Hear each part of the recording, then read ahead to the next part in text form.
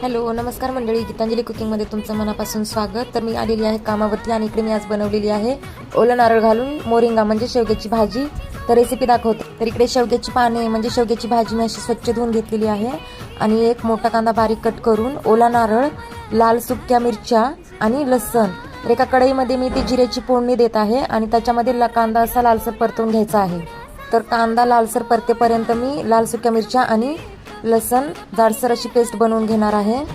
आणि अशा प्रकारे लालसर कांदा परतून झाल्यावर त्याच्यामध्ये मी पेस्ट ॲड करून, भाजी ॲड करून छानपैकी अशी परतवून घेऊन 5 मिनिटं वाफवून घेणार आहे। तर 5 मिनिटं वाफवून घेतल्यानंतर भाजीमध्ये 1 चमचा मीठ आणि जाडसर असा वाटलेला ओला नारळ घालून 5 मिनिटं भाजी अशी छानपैकी परतवून घेणार आहे। तर खूप हेल्दी भाजी असते ही आणि खूप हेल्दी आणि टेस्टी प्रकारे मी बनवलेली आहे। याच्यासोबत मी इकडे कॅबेजची सुकी भाजी आणि चपाती भाकरी बनवलेली आहे। तर रेसिपी आवडल्यास चॅनलला सबस्क्राईब नक्की करा। Bye bye, take care.